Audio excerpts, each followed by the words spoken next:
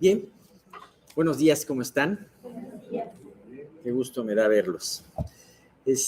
Vamos a continuar con nuestro Salmo 105, que habíamos dicho que era un Salmo de David, y es un Salmo en donde vamos a alabar a Dios, donde David está alabando a Dios por el cuidado que tiene Dios para con su pueblo.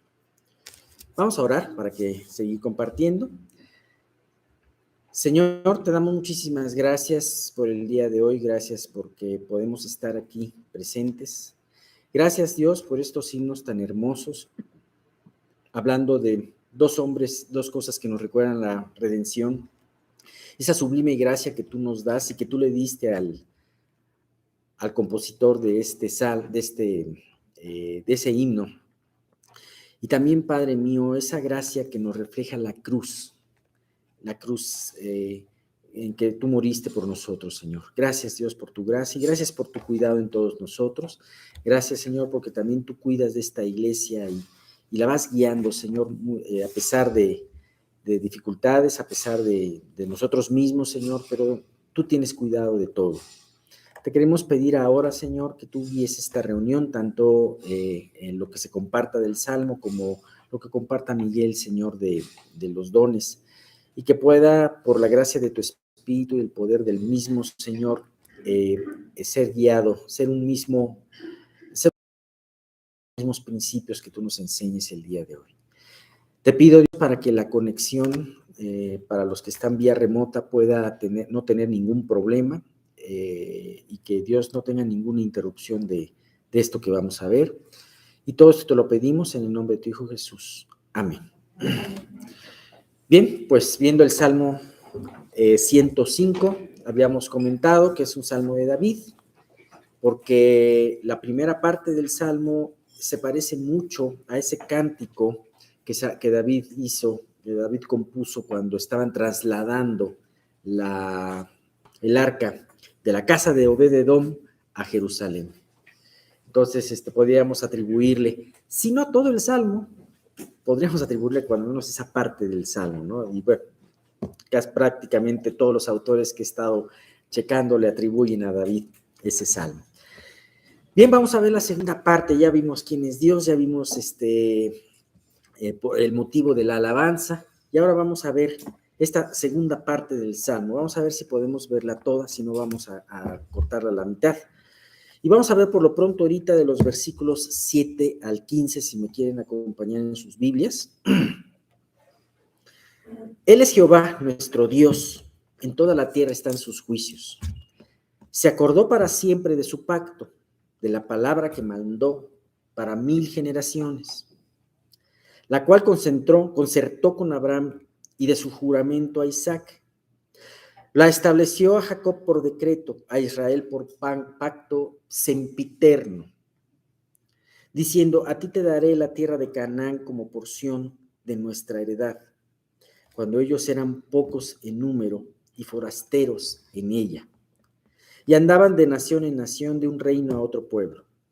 No consintió que nadie los agraviase, y por causa de ellos castigó a los reyes. No toquéis, dijo, a mis ungidos, ni hagáis mal a mis profetas.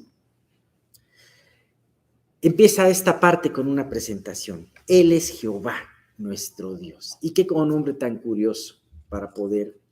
habíamos hablado la vez pasada la importancia de los nombres, y una vez nos remite más este salmo al nombre de Jehová, que nos habla de la misma, del creador de todas las cosas, del creador de la misma esencia.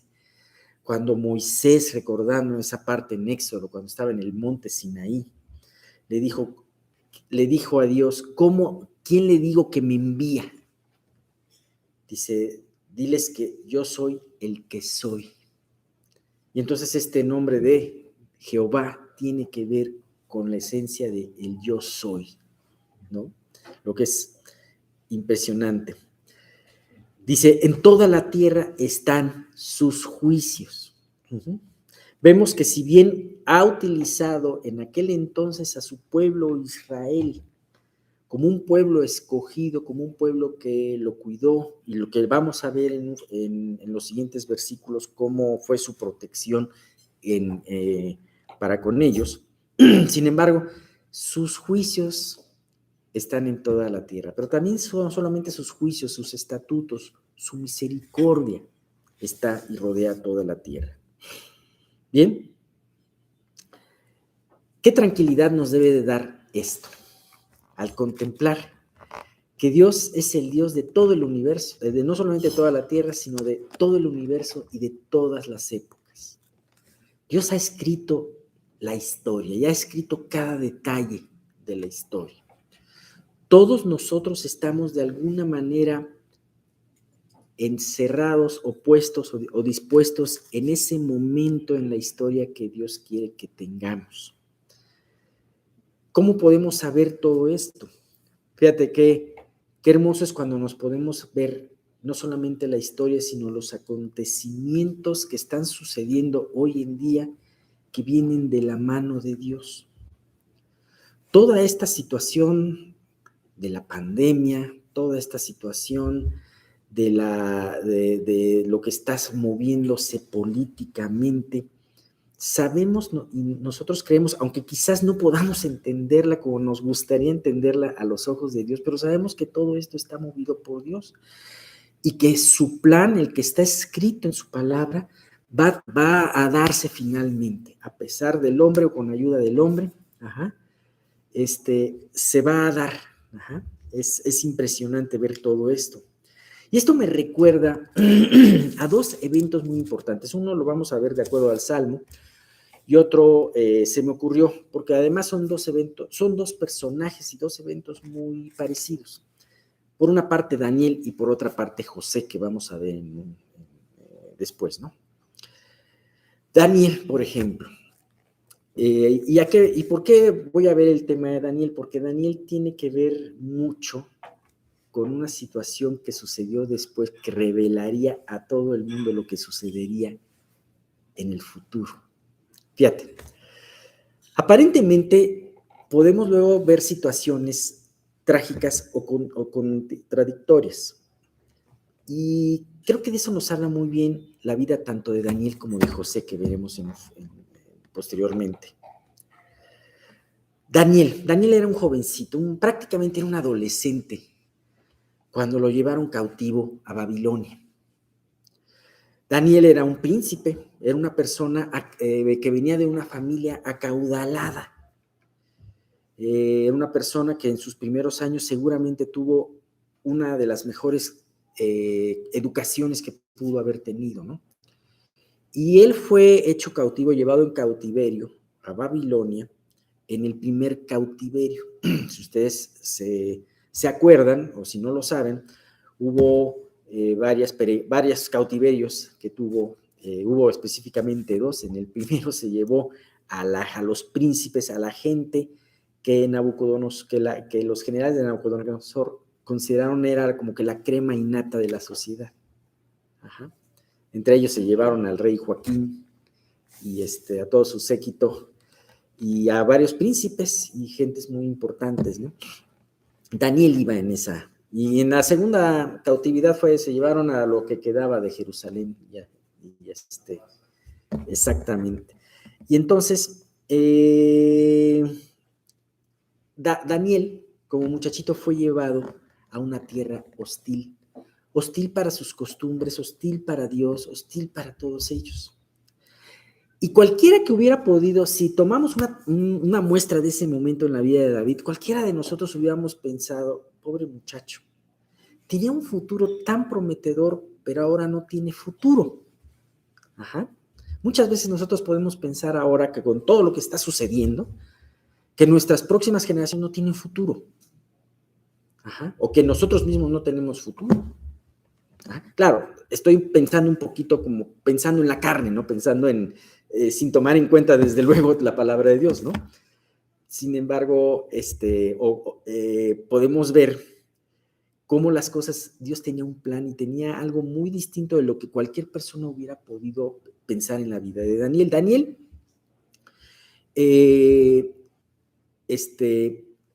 fue llevado a este lugar.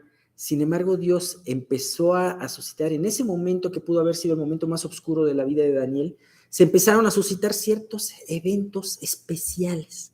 Primero fue escogido para ser parte de la corte de Nabucodonosor.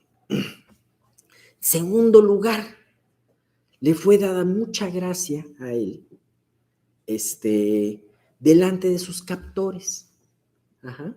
Fíjate, qué tragedia tenía Daniel. Daniel, además, no solamente fue quitado de su pueblo, sino también se le quitó su nombre. Ajá. Si ustedes se fijan, el nombre de Daniel termina con él, que era una reminiscencia a Dios, de él, Elohim. Su nombre hablaba de Dios. Los babilonios le quitaron el nombre y le pusieron Belsasar, que hablaba del Dios de los babilonios. Y entonces, no solamente lo iban a cambiar, sino le iban a cambiar su estructura mental, sus alimentos, todo eso. Pero en ese tiempo, Daniel decidió consagrar su vida a Dios. Y entonces, Dios tenía un gran plan para él. A mí me impresiona mucho porque Dios le dio gracia con sus captores. Y de repente llega un momento muy difícil también, en donde la vida de Daniel peligraba, en donde él pudo haber muerto por un decreto que tenía Nabucodonosor para matar a todos los sabios del reino que no podían adivinar su sueño. No doy más detalles porque todos ustedes saben las historias. La historia es de las más conocidas de la Biblia, esta historia, ¿no? Y es curioso ver cómo Dios hace las cosas. Dios utiliza a un rey malvado, a un rey pagano, para traer una gran revelación. A ese hombre, le da Dios un sueño. Y entonces, en ese momento, Daniel encaja perfectamente en el rompecabezas de Dios, por así decirlo. Y en ese momento está Daniel para poder revelar el significado de Nabucodonosor, del sueño de Nabucodonosor. Y no era cualquier sueño, no era cualquier pesadilla, sino que nada más y nada menos que en ese momento Dios iba a revelar la historia de la humanidad, políticamente hablando, desde ese momento, desde el momento de Nabucodonosor hasta los fines de los tiempos. ¡Qué impresionante! Dios revela políticamente lo que iba a pasar, los reinos más importantes que se iban a suceder en ese momento, y que podemos verificarlos porque ya conocemos la historia, ¿no? Y lo hizo, podemos afirmar a través de esto, que en toda la tierra y en todas las edades están los juicios de Dios, que Dios tiene en su mano la historia, como lo mencionó, como lo mostró en este sueño. Daniel 2:21 nos dice, hablando de Dios, Él muda los tiempos y las edades, quita reyes y pone reyes, da sabiduría a los sabios y la ciencia a los entendidos. Podemos ver y nos podemos aterrorizar en manos de quienes estamos humanamente hablando, en manos de los políticos, en manos de gente que tiene muchas veces intereses muy mezquinos. Sin embargo, podemos estar gozosos y tranquilos sabiendo de que por encima de todos ellos el cielo gobierna, como el mismo Daniel se lo dijo a Nabucodonosor. Hechos 1:7. Jesús le dijo algo muy importante diciendo, no, a los discípulos, no os toca a vosotros saber los tiempos o las sazones que el Padre puso en su sola potestad. Así como hay cosas que Dios nos quiere revelar, hay cosas que Dios no ha querido revelarnos a nosotros, pero eso no significa que Dios no tenga control.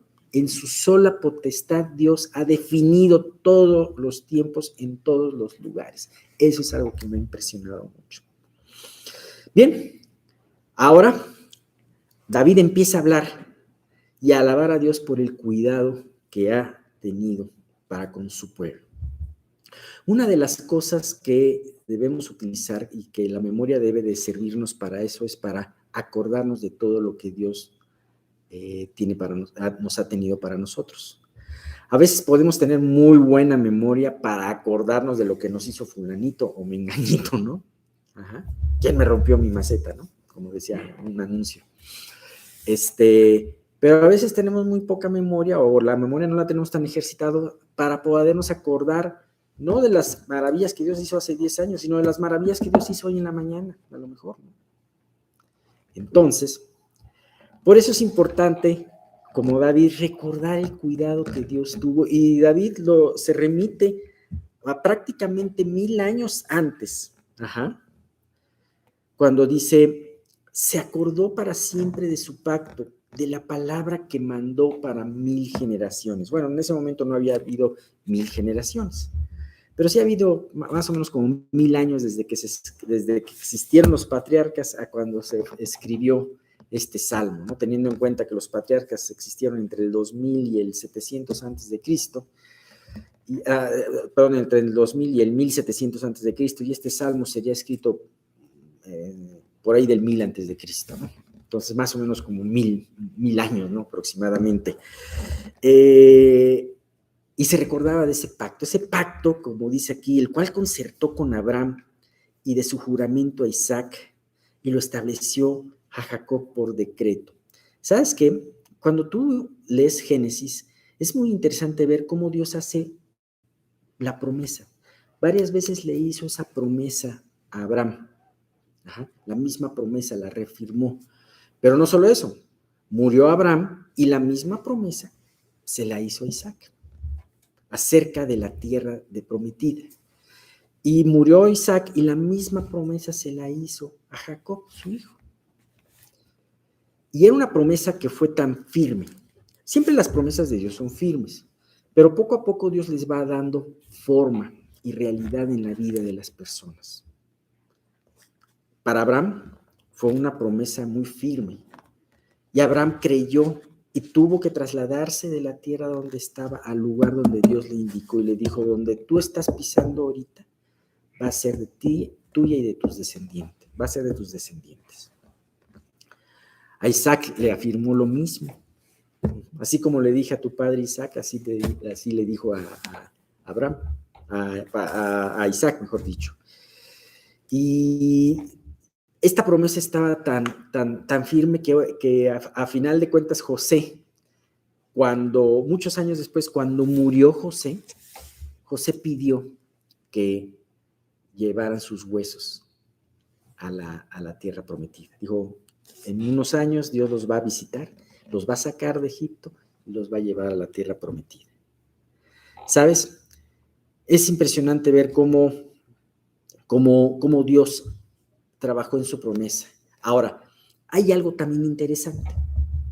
Cuando Dios hizo esta promesa, se la hizo en el momento en donde probablemente podría parecer que lo más difícil era cumplirla o hasta absurda la promesa. Y sabes que así son las promesas de Dios. Dios te puede prometer manantiales cuando tú ves a tu alrededor sequedales. Dios te puede prometer una gran victoria cuando tú ves en ti mismo una gran debilidad. ¿Sabes?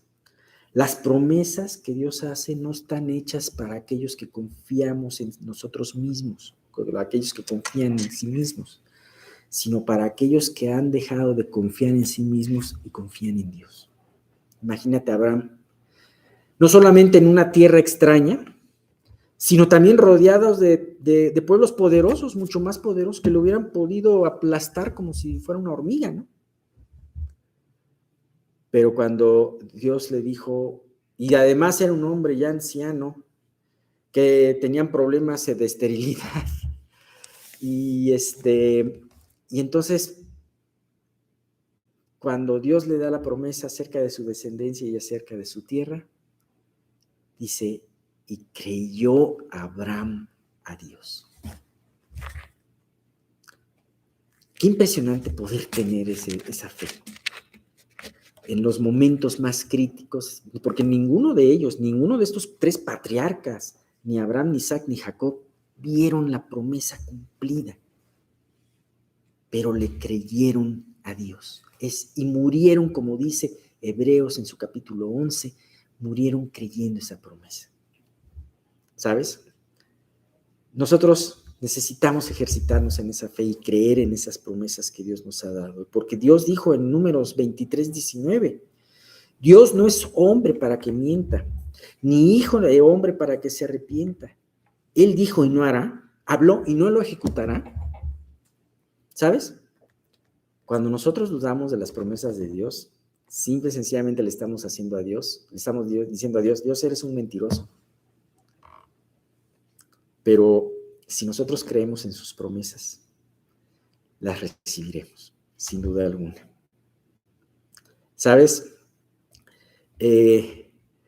Además, Dios hizo algo muy importante. Dice, bueno, a ti te daré la tierra de Canaán como porción de vuestra heredad, cuando ellos eran pocos en número y forasteros en ella, y andaban de nación en nación, de un reino a otro pueblo. Muchas veces hemos escuchado que nosotros somos príncipes y sacerdotes, pero en este mundo parece como si fuésemos los más dignos de conmiseración, y más en estos tiempos en donde el evangelio cada vez está siendo más menospreciado, ¿no? Pero también por otra parte más anunciado. Y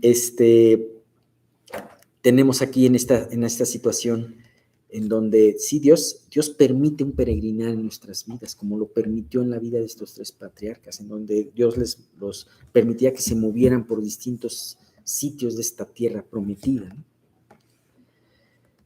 Sin embargo, aún en ese momento y en esa vulnerabilidad, Dios los guardaba. Fíjate qué impresionante. Ellos eran pocos en números y forasteros en ella, y andaban errantes. Sin embargo, no consintió que nadie los agraviase, y por causa de ellos castigó a los reyes. Acuérdate de Faraón y Abraham. O sea, a Faraón tuvo que hablar a Abraham, le dijo, llévate a tu mujer, y le reclamó, ¿por qué no me dijiste que era tu mujer? Y el otro rey, Abimelec, ahorita lo vemos, dice,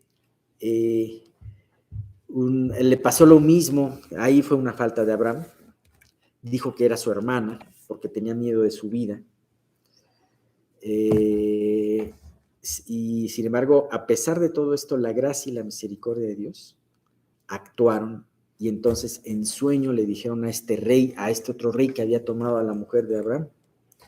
Génesis 27 dice, ahora pues devuelve a la mujer a su marido, porque es profeta y orará por ti y vivirás, y si no la devolvieres, sabe que de cierto morirás tú y todos los tuyos. Es impresionante porque Abraham no se podía enfrentar ante este hombre, como tampoco se pudo enfrentar a Faraón. Sin embargo, Dios trató con la vida de estos dos grandes reyes para poder guardar a su siervo, como dice, castigó a los reyes y dijo, no toquéis a mis ungidos ni hagáis mal a mis profetas. La vida de los patriarcas no fue perfecta. En una ocasión, por la muerte, porque ellos mataron a un pueblo porque deshonraron a su hija, los hijos de Israel mataron a todo un pueblo, precisamente al pueblo de Abimelec, y se hicieron detestables delante de todos ellos, y Jacob tuvo un miedo impresionante. Dije, tenemos que hacer una consagración, tenemos que ir al lugar donde Dios nos guía a ofrecer un sacrificio. En ese momento, todos los vecinos pudieron haberlos hecho añicos. Sin embargo, en Génesis 35:5 nos habló de la protección de Dios. Génesis 35:5 dijo, y salieron, y el terror de Dios estuvo sobre las ciudades en que había en sus alrededores, y no persiguieron a los hijos de Jacob. David se estaba acordando de todo esto. David fue un guerrero, y él mejor que nadie era consciente de que los pueblos que lo atacaban eran más poderosos. Sin embargo, él se acordó que Israel, en una situación todavía más vulnerable, pudo experimentar el poder de Dios, y de esta manera esto lo alentaba a David para decir, alabado sea Dios, porque si Dios cuidó a mis padres, me cuidará a mí. Si Dios cuidó a esos creyentes, nos cuidará a nosotros. Y bien, pues vamos a seguir hablando de esto el próximo domingo, pero sí tenemos que ver que una parte muy importante de la alabanza y de aprender a alabar a Dios es tener en cuenta todas sus bendiciones que ha hecho con nosotros y dentro de esas bendiciones todo el cuidado que tiene por nuestras vidas. Bueno, una realidad que todos debemos tener presente es que ya todo está escrito desde antes de la fundación del mundo y se va a cumplir conforme al deseo y a la voluntad de Dios, que es buena, que es agradable y que es perfecta. Y de ahí viene precisamente lo que vimos la vez pasada, que nos habla de la fe. Mucho se habla de la fe en la palabra de Dios, pues ya que todo. Y recuerden, sin fe es imposible agradar a Dios, pues es necesario que el que se acerca a Dios crea que le hay y que es galardonador de los que le buscan. Nosotros vemos a través de la historia que todo el que le busca en verdad y de todo corazón encuentra precisamente una razón del porqué en este mundo y el destino que tiene en Cristo, pues es la mayor seguridad que podemos tener. El mundo sin Dios vive en la incertidumbre, no saben qué va a pasar, tratan de aferrarse a las cosas de este mundo, tratan de lograr en este mundo, pero la mayoría de ellos ignora que un día se van a morir. Y precisamente cuando una persona muere es cuando comienza la eternidad. Y es ahí donde ya no hay regreso, una vez que las personas mueren y definen su eternidad sin Cristo, irán al infierno, después al lago de fuego. Ya no se pueden arrepentir. La actitud que tuvieron en vida que les impidió arrepentirse va a ir creciendo día con día hasta la eternidad. Su odio a Dios va a ir creciendo, su rebeldía a Dios va a ir creciendo, y por eso es que el infierno es eterno, así de simple. O sea que es en vida, precisamente cuando nosotros tenemos que saber, sobre todo cuando Dios se presenta a nuestra vida y nos da la oportunidad de ser salvos, de ser hechos hijos de Dios, que nuestro destino cambia y nosotros tenemos que vivir para cumplir este destino. Y vemos a todas las personas que Dios usó desde el Antiguo Testamento, aún desde Adán y Eva, hasta la fecha, y que han creído en Cristo, pues han sellado su destino. A lo mejor en esta vida no hay reconocimiento, nadie se dio cuenta, pero Dios sí lo tiene todo registrado. Y por eso es que nosotros debemos actuar siempre para agradar a Dios. Nunca para agradarnos a nosotros mismos. Tenemos que temer a Dios con ese temor reverente, nunca cambiar nuestras convicciones por temor al ser humano, porque automáticamente nos desviaremos.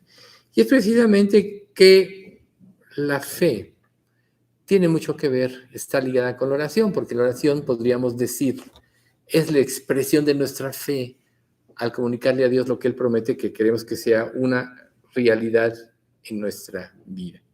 Y aquí en este don que terminamos de ver la vez pasada, que se habla como oración, es una infatigable acción denodada. Esto es un esfuerzo intrépido y atrevido, así.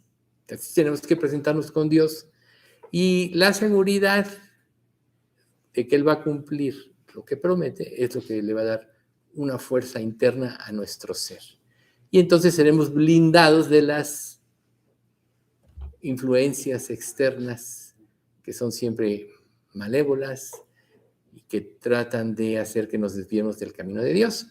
Pero Dios precisamente para eso nos dejó los dones. Entonces recordemos, y si tuviera toda la fe de manera que trasladase los montes y no tengo amor, nada soy. Entonces, aquí vemos que la fe está ligada al amor. No puede existir ningún don que no esté ligado al amor, lo vamos a ver. Pero Dios nos pide que nosotros participemos eficazmente en los servicios de adoración y en el ministerio que Él nos ha encomendado. ¿Y a qué se refiere eficaz? Bueno, a tener la capacidad de aprovechar al máximo lo que Dios nos revela para que esto rija nuestras vidas y nosotros podamos prácticamente caminar seguros en esta vida. Entonces nosotros debemos eliminar de nuestra vida cualquier cosa que pudiera ofender a Dios. ¿Cómo vas a saber qué ofende a Dios en tu vida si no lees las Escrituras?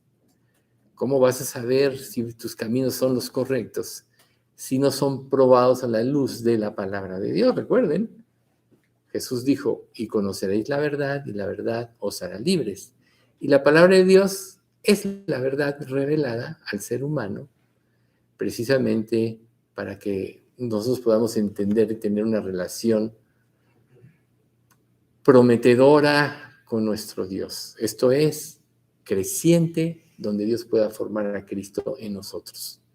Y las cualidades o las habilidades que Dios nos da van a, podríamos decir, a emanciparse o van a cobrar su mayor fuerza en la medida que nosotros limpiemos nuestra vida. Por eso es tan importante que nosotros cumplamos lo que Dios nos dice, así como ser fieles a Dios en los estudios, en la asistencia a la iglesia, porque todo lo que nosotros hagamos o obedezcamos de acuerdo a lo que Dios nos revela, eso es lo que nos dará paz.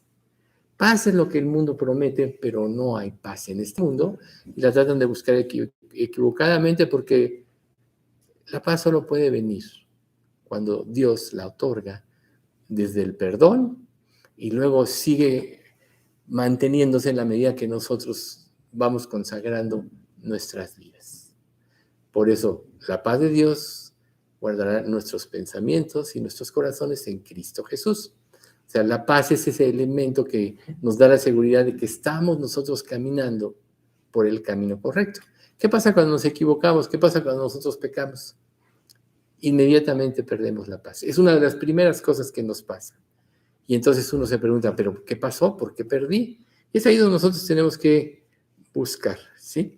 Pero si nosotros hemos eliminado de nuestra vida o vamos eliminando cada vez más los hábitos pecaminosos, la paz será algo más constante en nuestra vida. ¿Y a qué me refiero yo con hábitos pecaminosos? Pues todo aquello que nosotros sabemos que no honra a Dios y que no nos acerca a Dios.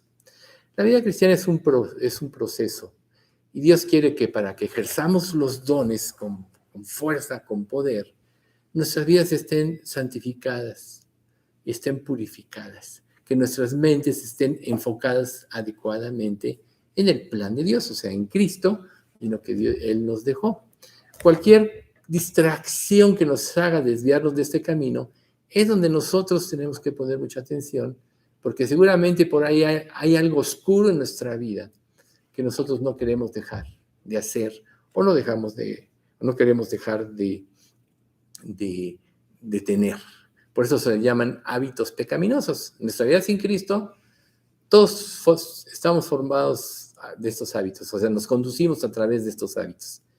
Y bueno, ni siquiera lo percibimos porque estamos acostumbrados a ellos. Si tú, desde que tomas uso de razón, tu familia eran todos mentirosos, para ti decir las mentiras va a ser algo natural. Esos son los hábitos. Entonces vas a venir a la vida cristiana donde Dios te dice, no mientas, pero como es algo natural, a lo mejor tienes convicción, pero si no quitas de raíz esto, pues ahí va a estar presente. Y lo más triste es que te van a sorprender en los momentos difíciles, donde somos más vulnerables. Ahí es precisamente donde nosotros vamos a caer. Tú puedes decir ahorita, no, yo puedo manejar mi vida, manejo el pecado, manejo la mentira, estoy bien de esta manera. Pero en realidad tú no puedes manejar el pecado. El pecado es el que te maneja a ti cuando tú lo permites. Por eso Dios nos pide algo radical, morir. ¿Sí? Entonces, si nosotros le pedimos a Dios, y aquí es donde entra la oración, que nos ayude a eliminar estos hábitos. Y realmente en nuestro corazón queremos dejarlos, porque ya tenemos una convicción causada por la palabra, por nuestra conciencia, y por el Espíritu Santo que aviva nuestra conciencia. Si lo hacemos de todo corazón, Él nos va a ayudar. Entonces, por ejemplo, un rey, sabemos que no hubo reyes perfectos. Hace rato se hablaba de reyes de Israel. No hubo reyes perfectos, pero digamos que los mejores fueron Ezequías y Josías. Pero dentro de ellos hubo reyes que en un tiempo vivieron para Dios, como Asa. Este rey en un tiempo de su vida obedeció a Cristo. Dice en segunda de Crónicas 14, del 3 al 5, cuando él se dio cuenta, dice, porque quitó los altares del culto extraño y los lugares altos, quebró las imágenes y destruyó los símbolos de acera, toda la falsa adoración. Y mandó a Judá que buscase a Jehová, el Dios de sus padres, y pusiese por obra la ley y sus mandamientos. Quitó asimismo de todas las ciudades de Judá los lugares altos y las imágenes, y estuvo el reino en paz bajo su reinado. Nosotros ya vemos que todo esto de los lugares altos, el culto, si lo tradujéramos a la vida actual, son muchas cosas como el amor al dinero, el amor al prestigio, el manejar nuestras emociones de una manera sin una verdadera consagración. Y la mayoría de los reyes de Israel, en un tiempo, algunas cosas purificaban, otros medio consagraban, pero extirpar de esencia, pues yo lo veo muy claro en el rey Josías, cuando se le presenta, manda a remodelar el templo. Imagínense a qué grado había llegado Israel, que se había olvidado de la ley de Dios, y fue un hallazgo. Hasta en la Biblia dicen, el título dice, el hallazgo del libro de la ley, porque cuando están limpiando el templo para reconstruirlo, para habilitarlo para la adoración, se encuentran este libro y lo leen y se quebrantan todos los levitas que estaban haciendo ese trabajo. Y cuando ven la importancia, se lo llevan a Josías y él quebranta su corazón. Verdaderamente dice, la ira de Dios está sobre nosotros. Y entonces Dios le manda a decir, por cuanto se enterneció tu corazón y te quebrantaste, esto no vendrá en tus días. El pecado siempre trae consecuencias. Y aunque nosotros pensemos que no, cuando pensamos que podemos manejar el pecado, siempre traerá consecuencias, tarde o temprano. A veces las consecuencias tardan, pero nunca dejan de traer consecuencias. Y ahí es precisamente donde entra el temor reverente. Si Dios dice que esto va a suceder, va a suceder. Si Dios dice que quites de tu vida todos los falsos dioses, los lugares altos, los símbolos de acera que representan todo lo que nos desvía de Dios en la actualidad, y no lo haces, va a suceder que van a venir consecuencias a nuestra vida. También vamos a tener ataques espirituales, no nada más es este mundo conformado a lo que el diablo ha establecido, que el hombre se rebele contra Dios, sino también están las huestes espirituales de maldad en las regiones celestes, que están trabajando para que nosotros no nos entreguemos, no nos consagremos, porque nuestra entrega y nuestra consagración significa almas para Cristo. Entonces van a tratar todas estas fuerzas espirituales de anularnos, de hacernos desconfiar del amor de Dios, etc. Y nosotros tenemos que estar preparados de antemano. Y la Biblia es el único elemento que nos permite prepararnos hacia el futuro, como se expuso un poco en el Salmo. Las verdades hacia el futuro que se le revelaron a Daniel, él no las entendió, pero ahí estaban, y nosotros, la última generación, hemos podido entender muchas más cosas. Entonces, la palabra nos permite prevenirnos contra ataques espirituales que vengan en el futuro, como fortaleciéndonos en la palabra, en el estudio de la palabra y en la obediencia, orando cada día para que Dios nos dé la mente clara y no vayamos a caer en errores. Sí vamos a caer en errores, somos seres humanos, pero mientras más nos preparemos, más difícil va a ser. ¿Cómo? Anticipándonos.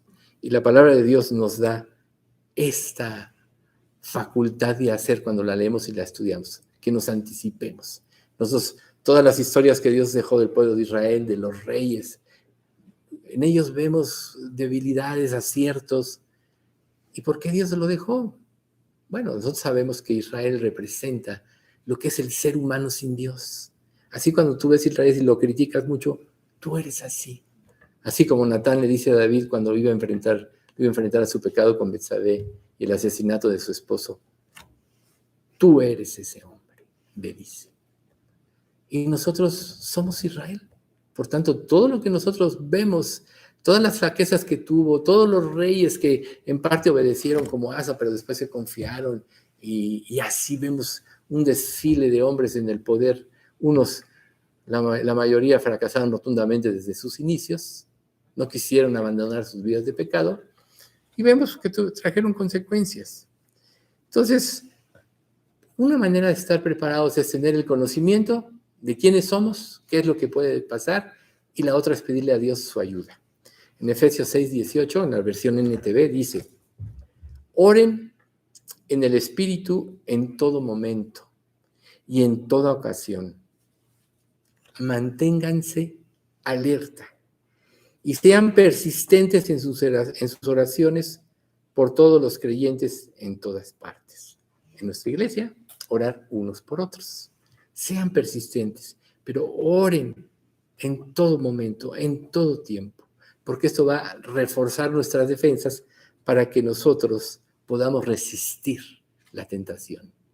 Recuerden que Dios está de nuestra parte. 1 Corintios 10:13 dice: no nos ha sobrevenido ninguna tentación que no sea humana, pero fiel es Dios, que no nos dejará ser tentados más allá de lo que podemos resistir, sino que nos dará juntamente con la tentación la salida para que podamos soportar. Bien. Eso quiere decir que van a venir tentaciones. Ahí está la palabra. Pero Dios nos está dando el recurso, que Él siempre estará presente.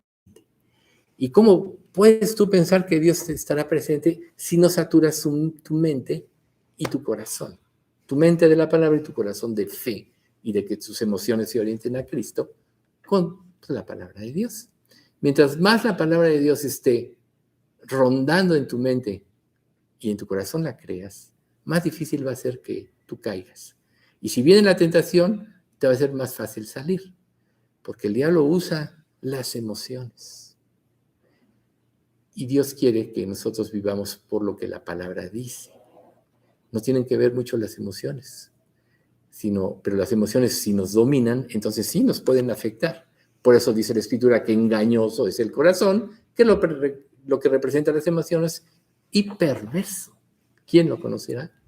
Quiere decir que nuestro corazón nos puede engañar en cualquier momento, a menos que esté bien cimentada la palabra de Dios. Entonces, para poder obtener la victoria, tenemos que reconocer que el esfuerzo humano no sirve para que obtengamos la victoria. Naturalmente, todos tendemos a actuar humanamente, así como en un estudio como este. Lo primero que tú recibes es las enseñanzas en forma intelectual. Pero recuerden que en el intelecto en un sentido no te lleva a Dios. Por eso Dios critica tanto a la humanidad, ya que en la sabiduría el mundo no conoció a Dios, Dios los entregó a pasiones, etcétera, ¿no? Entonces, la sabiduría humana no nos va a llevar a Dios. Lo que nos va a llevar a Dios es la palabra y es la fe.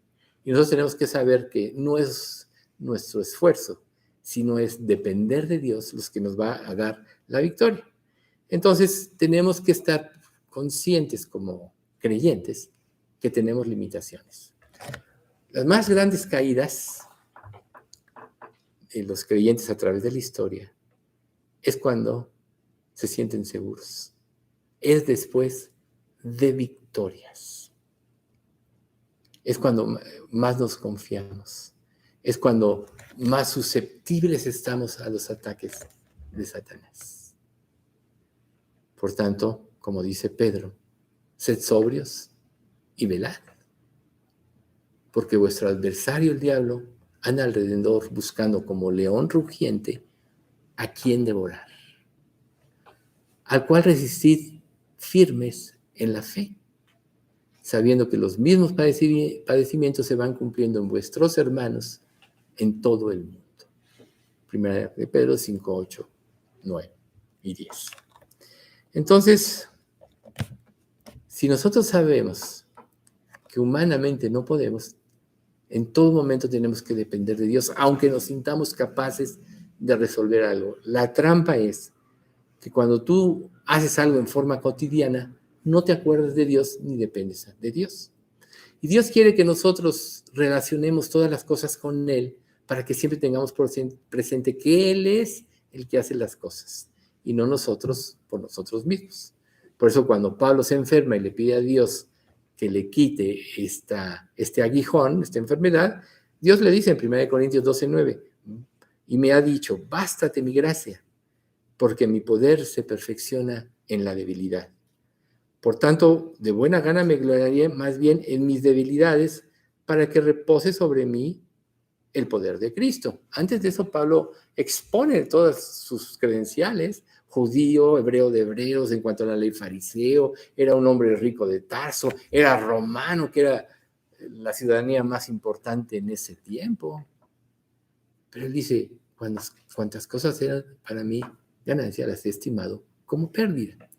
Por tanto, tú no puedes confiar en ti mismo y todo, aún la inteligencia que Dios te ha dado, la facultad o la habilidad para hacer ciertas cosas, aún negocios o ser acertado como médico, etcétera, todo eso viene de Dios. Pero mientras más dependes de Él, más acertado vas a ser. Pero si tú te confías en tu propia sabiduría, ahí es donde estás abriendo la oportunidad del diablo de vulnerarte. ¿Por qué les digo todo esto?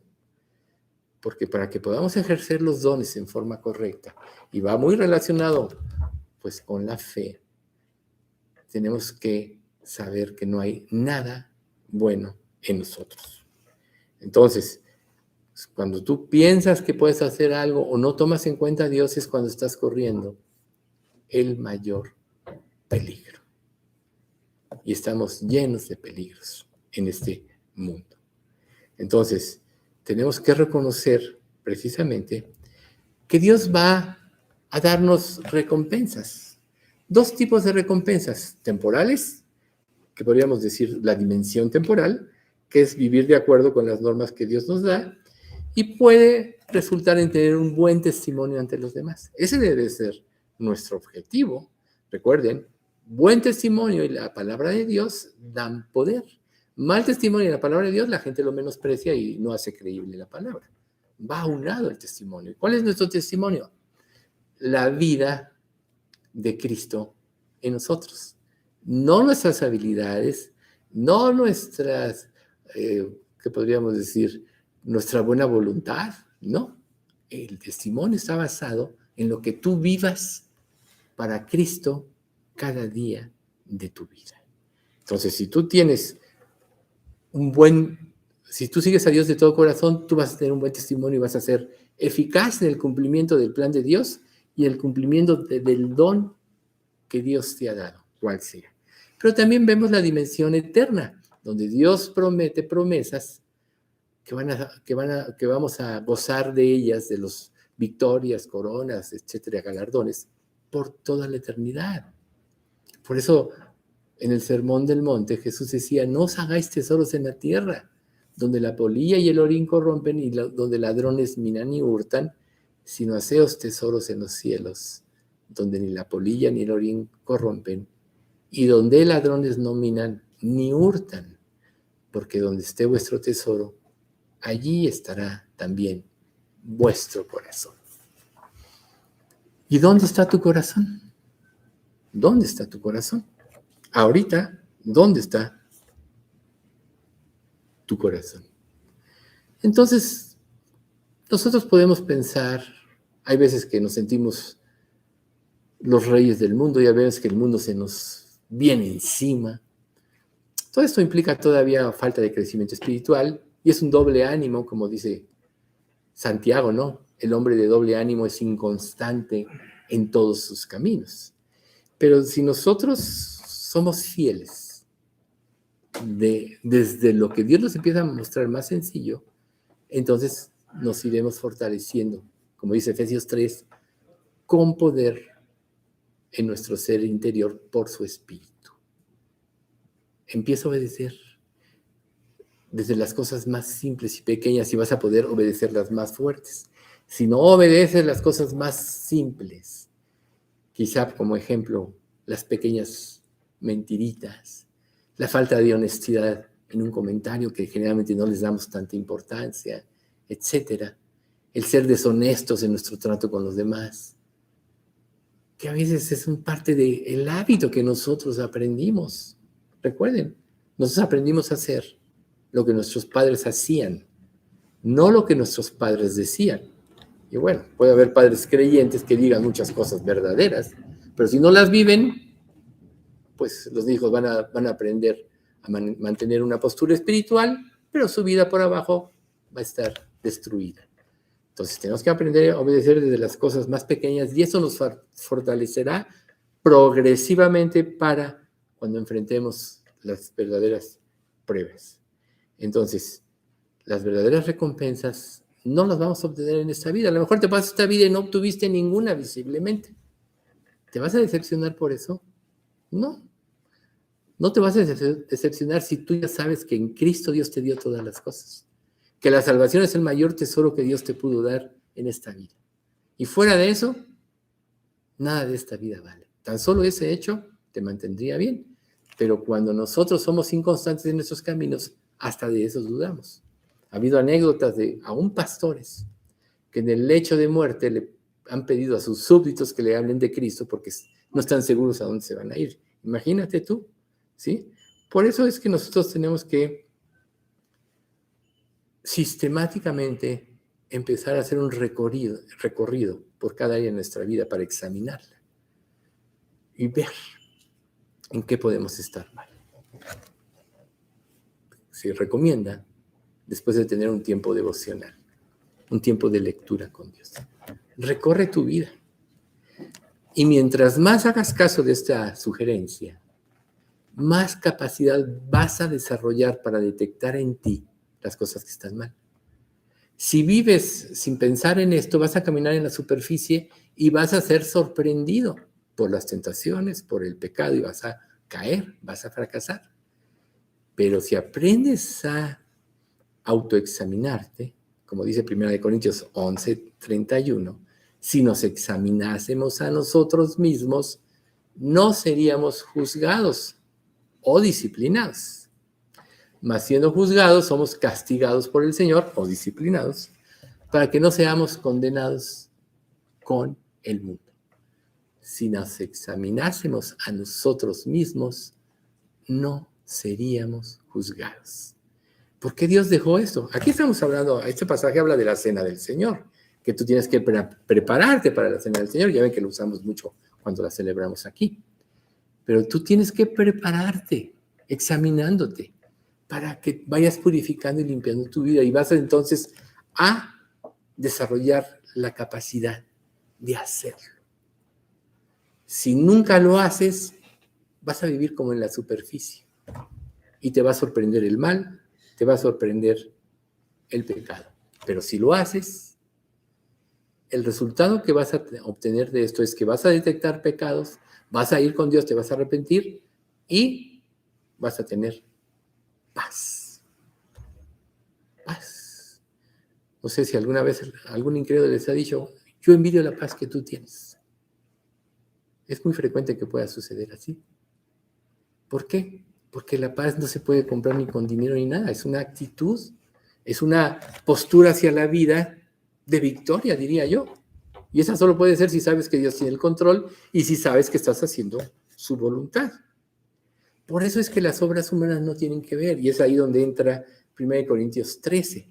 Y si repartiese todos mis bienes para dar de comer a los pobres, y si entregase mi cuerpo para ser quemado, y no tengo amor, de nada me sirve. O sea que tú puedes llenar tu vida de obras, pero si no está la mezcla, o mejor dicho, el principio del amor, vas a fracasar. Porque bueno, todos tenemos bienes, lo que Dios nos ha dado. Y tratamos de protegerlos. Aquí dice, y si repartiese, o sea, todo lo que te puede importar material en este mundo, y si tú lo repartieses y no tienes amor, de nada te sirve.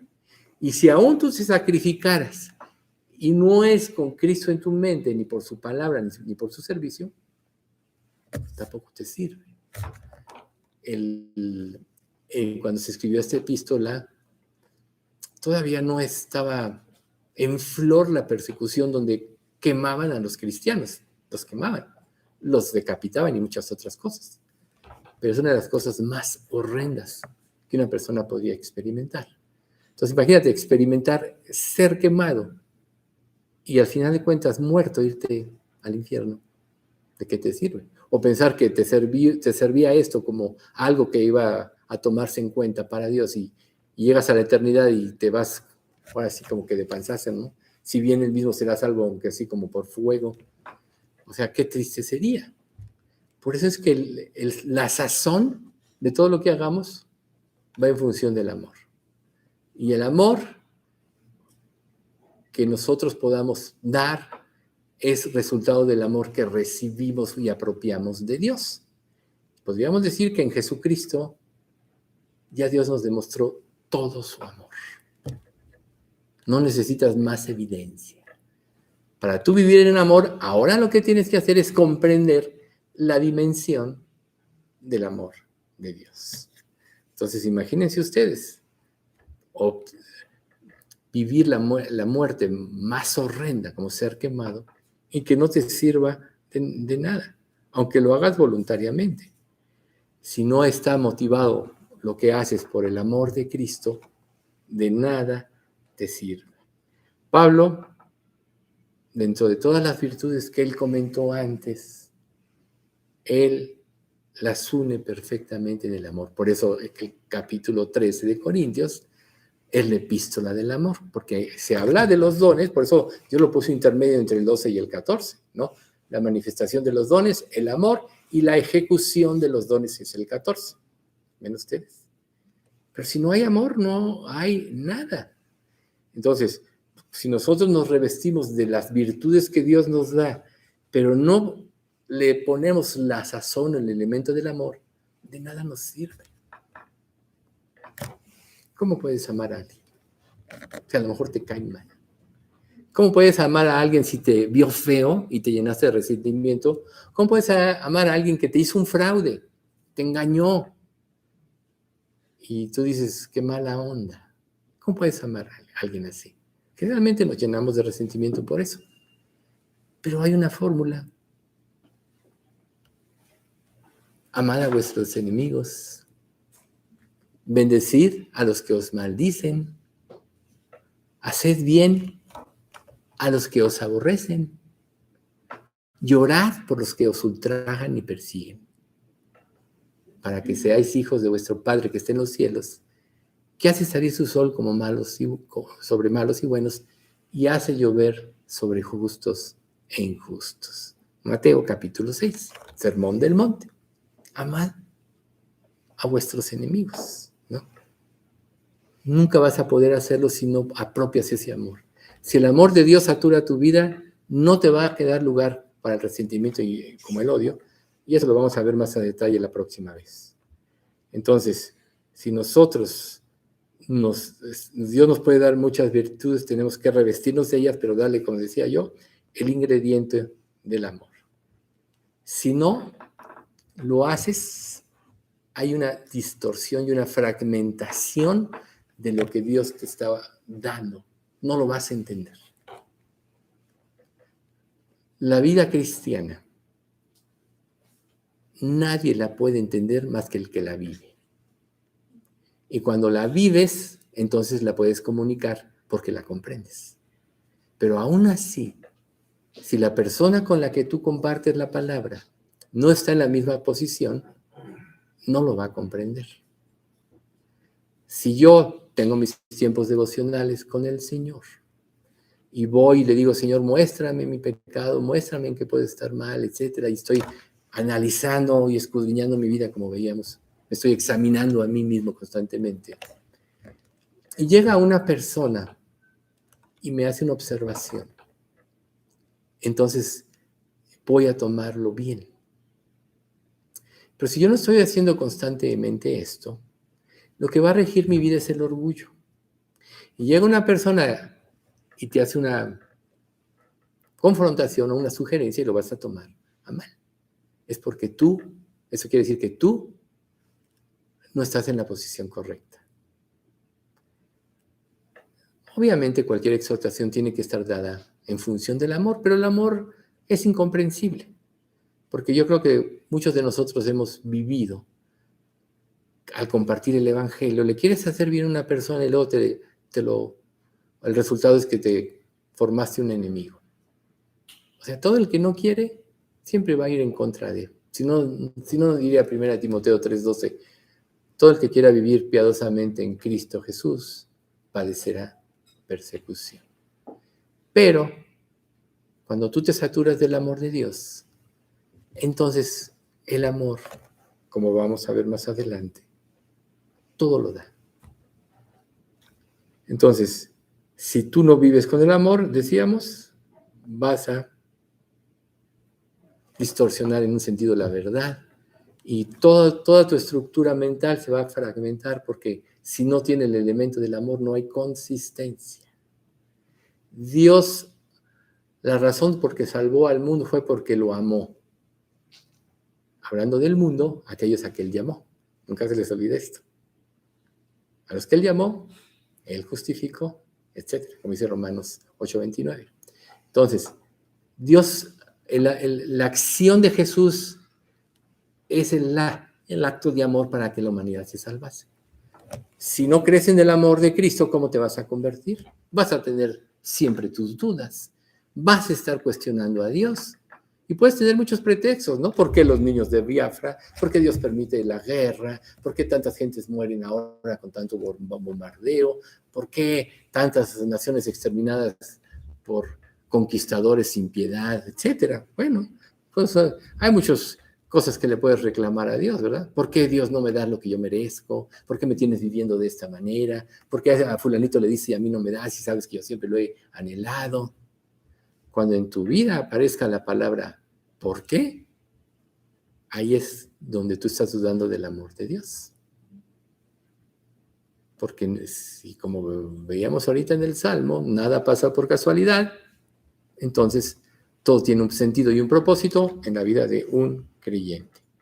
Entonces Dios quiere que nosotros como creyentes vivamos en paz, esto es en armonía con Dios y con los demás. Pero para poder vivir en armonía con los demás, primero tienes que estar en armonía con Dios. Entonces, esto no significa que cualquier diferencia de opinión se elimine o que tú no puedas pensar diferente de lo que otro piensa diferente. Realmente no hay dos personas que piensen exactamente igual. Todos pensamos diferentes. Aún en una familia, los mismos hermanos criados con los mismos padres, por los mismos padres, bajo las mismas condiciones, son tan diferentes. Entonces nosotros no podemos pensar que las personas tengan que ser como nosotros, ¿sí? Pero lo que sí nosotros tenemos que hacer es practicar el amor. El amor no le hace mal a su prójimo. El amor no hace nada indebido, etcétera, ¿no? Entonces, se requiere, para que se quiten las diferencias, que como creyentes trabajemos unidos en un mismo propósito. Desde que nos convertimos en hijos de Dios, nuestro futuro cambió. El propósito de nuestra vida cambió. Y para todo hijo de Dios, sí es el mismo futuro y sí es el mismo propósito. Entonces, la manera de unirnos y donde puede haber fuerza interna en la iglesia es que todos estemos unidos en Cristo con el propósito que Dios dio. Y ahí es donde vamos a ejercer nuestros dones con poder. Para eso Dios nos los dio. Porque recuerden, el conjunto de dones, en cada iglesia local, Dios lo da para que se complemente y funcione correctamente. Pero esos dones tienen que ser dados en amor. ¿Sí? Entonces, podríamos definir como parte de ese amor que no es un sentimiento, sino una necesidad de suplir. ¿Qué hace un padre que ama a sus hijos? O una familia. Trabaja, se esfuerza, se desvela. Si no alcanza el dinero, pues tiene que trabajar más, etc. Está trabajando para suplir las necesidades de su hogar. ¿Por qué? Porque ama a su hogar. ¿Qué pasa cuando un padre no ama a su hogar? Abandona a los hijos. Va y se busca otra, ¿verdad? Y seguramente va a ser lo mismo en 1 y en 2, en 3 y en 10 matrimonios. Entonces, el amor, recuerden, no es un sentimiento, sino es una necesidad de suplir. Así como Dios, ya estando en paz con Él, Jesús suple nuestras necesidades, primero materiales, emocionales y aún espirituales, Él nos llena en todos los aspectos. Entonces, si tú estás lleno en Cristo, o cuando estás lleno en Cristo, mejor dicho, no tienes necesidad de demandar. Si ya estás lleno, lo que sigue es dar. Piénsenlo. Si demandas lo que sea, es que todavía no estás lleno del amor de Dios. Porque el amor de Dios es suficiente. Satura tu vida. Va más allá de tus expectativas. Entonces, el verdadero amor de Dios conduce a la paz entre los individuos, entre los creyentes. ¿Ya? Un creyente con un incrédulo, él puede tener paz, aunque el incrédulo no la tenga. Pero ese es el amor. Conduce a la paz. ¿Cómo es tu relación con los demás? ¿Sí? Entonces, pero en la iglesia es ahí donde más se tiene que ejercer esto. Una iglesia que no tiene amor entre sus miembros no va a prosperar. Recuerden que al principio del estudio estábamos hablando del fracaso que viene cuando una persona desobedece, que tarde o temprano enfrentará su pecado. Si nosotros como iglesia no nos unimos en amor con el propósito de servir a Dios y de glorificarlo, a la larga vamos a desaparecer o vamos a perder todo el sentido de espiritualidad. Todo sentido espiritual, mejor dicho. Si no hay este elemento. Entonces, ¿qué nos puede unir? Un mismo propósito. Servir a Dios, glorificarlo. Con las virtudes o los dones que Dios nos ha otorgado a cada uno de nosotros en el momento de la conversión. Entonces, por eso que estábamos viendo ahorita, ¿no? Si yo diese todos mis bienes para dar de comer a los pobres, y si entregase mi cuerpo para ser quemado y no tengo amor, de nada me sirve. Tú puedes estar aquí cada domingo durante 10 años. Y si no tienes amor, de nada te sirve. Entonces aquí lo importante es recapacitar. A ver, ¿realmente amo? Y si realmente no amas, entonces debes de saber que te falta apropiar del amor de Dios para tu vida. No comprenderlo, porque es incomprensible el amor de Dios. Creerlo y apropiarlo. ¿Cómo te ve Jesús? ¿O cómo te ve Dios Padre? Dios Padre te ve perfecto, porque te ve a través de Jesús. A lo mejor tú, como ser humano, no sabes amar. No puedes. De hecho, recuerden ustedes, el amor humano es condicional. Siempre hay una condición. Te amo si haces lo que yo quiero. Te amo si te conduces como yo, si vas a donde te digo, etc. Siempre hay una condición. El amor de Dios es un amor sin condición. Te amo a pesar de lo que seas o hagas. Pero claro, estando en las manos de Dios, entonces entra el amor de Dios que al que ama, disciplina y azota a todo el que recibe por hijo, ¿verdad? Pero ¿qué hace la disciplina en nosotros? ¿La has experimentado como creyente? Pues al final te da más confianza en el amor de Dios, la disciplina. Cuando haya resistido la prueba, recibirá la corona de vida que Dios ha prometido a los que le aman. Ahí está. Santiago, ¿no? Capítulo 1. Entonces, puede ser que nos esté faltando ese elemento. Trabajen en ello. ¿Cómo van a saber que van a estar siendo victoriosos? En la medida en que se acaben sus conflictos con los demás. Aún hay personas incrédulas que pueden siempre tender a hacernos daño. Pero cuando tú amas, puedes ver el sentido correcto de por qué actúa la persona así. Generalmente las personas están vacías e insatisfechas. Siempre la medicina para las personas incrédulas es Cristo. Entonces, si tú te concentras en lo que son, en lo que hacen, en lo que dicen, o aún en lo que te han hecho a ti, nunca vas a poder hablarles de Cristo. Pero si entiendes que su condición es porque son ciegos, como en las escrituras se nos dicen, ¿no?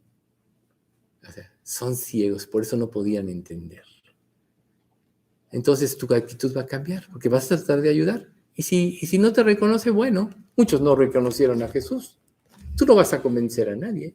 Dios es el que convence a través de ti. Por eso, cuando le dijo un hombre a Jesús, te seguiré, pero deja que primero vaya y entierre a mi padre. Le dijo Jesús, deja que los muertos entierren a sus muertos. Tú sígueme.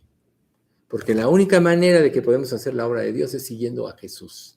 Ahí estamos hablando de los muertos espirituales. Y este mundo está lleno de muertos espirituales. Pero primero tenemos que seguir a Jesús. Primero tenemos que confiar en el amor de Dios. Entonces, quitemos cualquier conflicto interpersonal como creyente y entonces nosotros vamos a ser más libres para amar. Así de simple.